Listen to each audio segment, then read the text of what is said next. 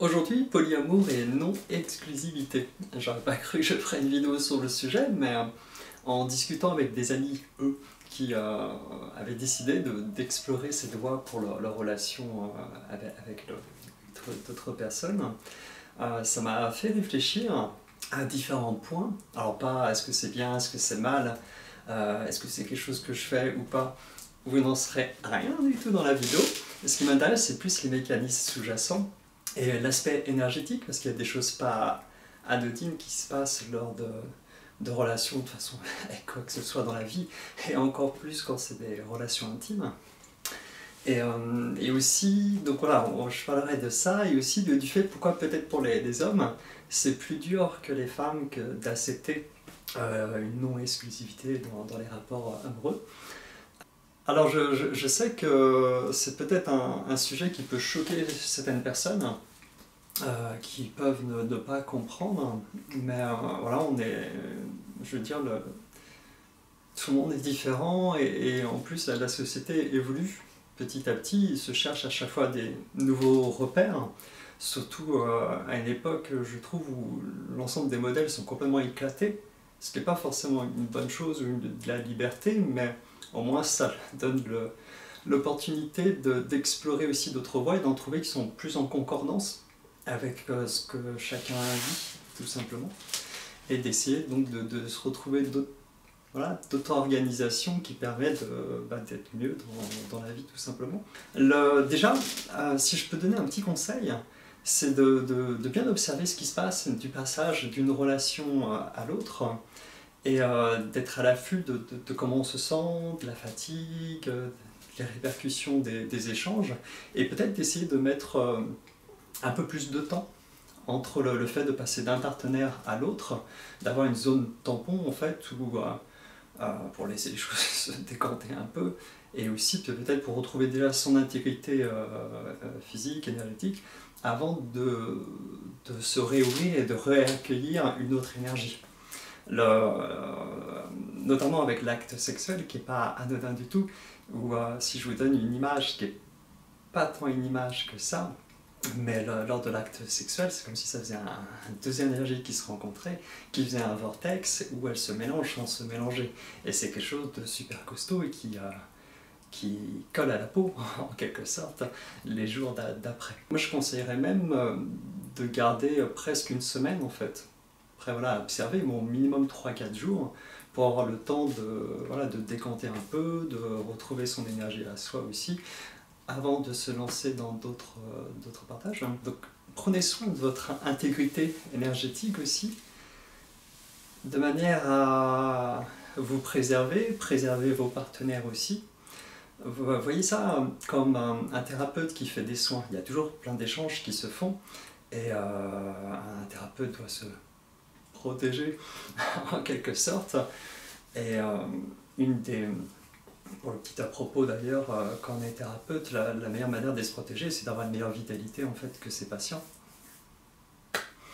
Et d'avoir fait en amont un travail pour harmoniser son énergie aussi, pour que notre énergie qui est plus vitalisée, on va dire, elle ait une bonne influence sur l'autre et il ne lui rajoute pas des trucs.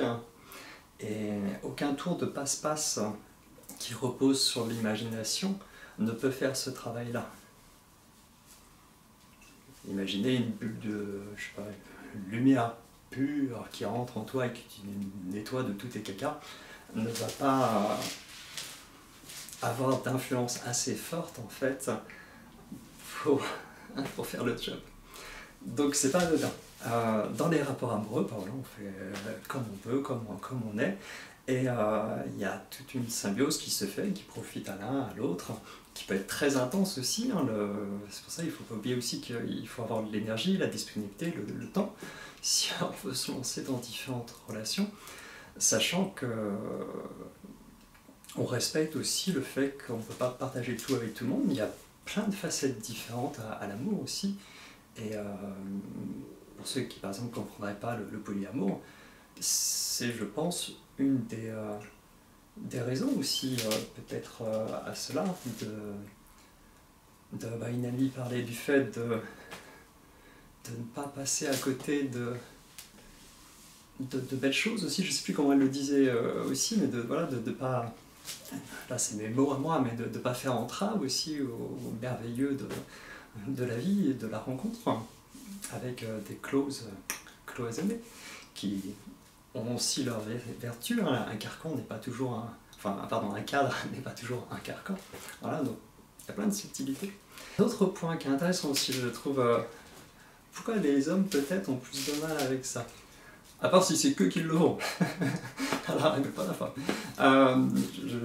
Petite blagounette, mais alors des fois on peut évoquer le fait d'un manque de confiance en soi, ou le fait d'avoir l'impression de ne pas être assez, voilà, ou plein de choses qui valent d'ailleurs, je trouve, aussi à la fois pour les femmes d'ailleurs que les hommes. Là c'était une amie qui m'en parlait pour un homme, mais ça, je pense que c'est un peu interchangeable aussi.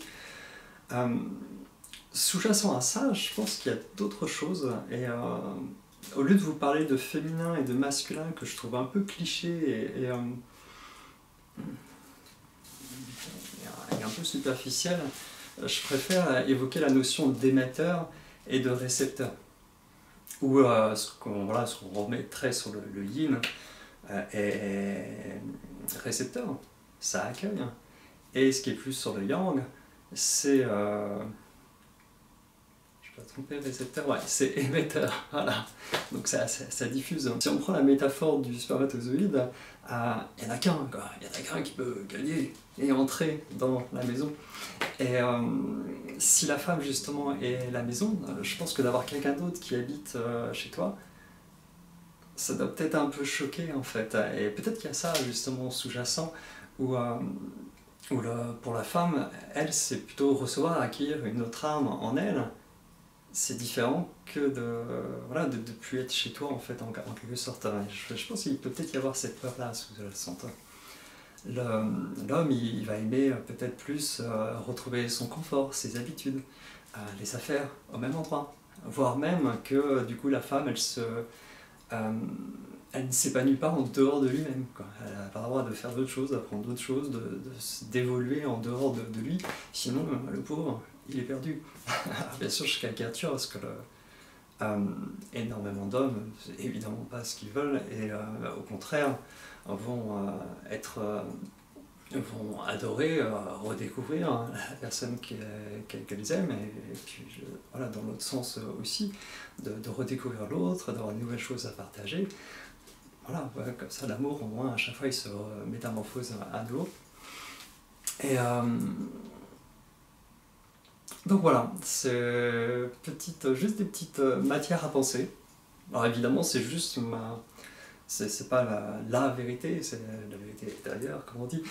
C'est juste mon niveau de compréhension, voilà, de où j'en suis par rapport aux influences un peu sous-jacentes aux choses, qui après ont 10 000 répercussions.